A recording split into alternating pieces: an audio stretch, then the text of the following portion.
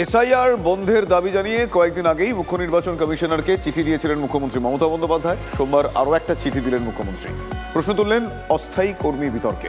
এদিকে এসআইআর নিয়ে দলকে আবারও সতর্ক বার্তা দিয়েছেন অভিষেক বন্দ্যোপাধ্যায়।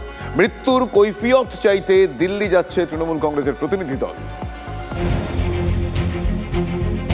এসআইআর এসআইআর আর এসআইআর, রাজ্য যেন এখন এই একটা শব্দেই মেতে।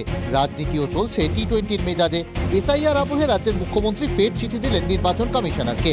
প্রথম চিঠিতে মুখ্যমন্ত্রী দাবি করেছিলেন এসআইআর বন্ধের।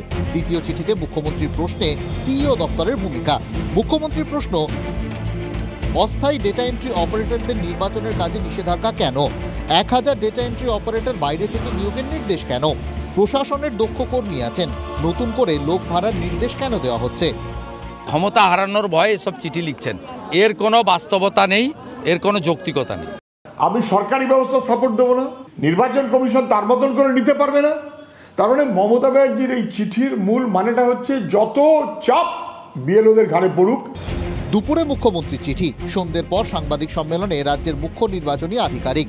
মুখ্যমন্ত্রীর চিঠির প্রেক্ষিতে তাঁর জবাব, ডেটা এন্ট্রি অপারেটর যে এখন কন্ট্রাকচুয়াল আছে, ইসিআই ডিসিশন আছে, ওদেরকে ইউজ করা যায় না। ডেটা এন্ট্রি অপারেটর জন্য ইসিআই সঙ্গে আলাপ করলাম।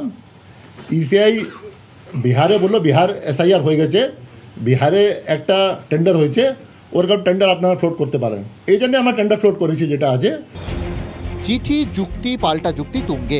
এদিকে দল হিসেবে তৃণমূল এসআইআর নিয়ে আরও কঠোর অবস্থানে। দলের নেতাদের সঙ্গে বৈঠকে সেটাই পরিষ্কার করে দিলেন অভিষেক বন্দ্যোপাধ্যায়। কার্যত ভোটের দামামাটাও বাজিয়ে দিলেন। নির্বাচন ঘোষণা হয়ে গেছে, এটা 6 মাসের নির্বাচন। বাক্স বস্তা নিয়ে জেলায় চলে যান, ফিরবেন না। এসআইআর পর্বে পারফরমেন্সের ওপর নির্ভর করবে পদ থাকবে কিনা। বাছাই করা নেতাদের নিয়ে তৈরি করা জেলা কোঅর্ডিনেটরদের এই বার্তাই দিয়েছেন তৃণমূলের নাম্বার 2। পাশাপাশি সাংসদদের একটি দল দিল্লি যাচ্ছে অভিষেকের নির্দেশে। 10 সাংসদের দল তৈরি। দেশের মুখ্য নির্বাচন কমিশনারের জন্য তৃণমূলের প্রশ্ন, যাদের পরিবার মৃত্যুর জন্য নির্বাচন কমিশনকে দায়ী করেছে তাদের মৃত্যুর দায় কেন নির্বাচন কমিশন নেবে না?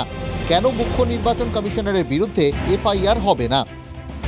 নির্বাচন কমিশনের দেওয়া তথ্য বলছে এসআইআর এর কাজ মধ্য গগনে। কিন্তু এই পর্বেও তৃণমূলের অন্দরের কোন্দল নিয়ে ক্ষুব্ধ অভিষেক। কেন এসআইআর ক্যাম্পে যাননি মনোজ তিওয়ারি, মনোরঞ্জন ব্যাপারী, কাঞ্চন মল্লিক, হুমায়ুন কবিররা? সেই প্রশ্ন তুলেও কড়া বার্তা অভিষেকের। শ্রাবন্তী সাহা ও সৌরভ গুহর রিপোর্ট, TV9 বাংলা।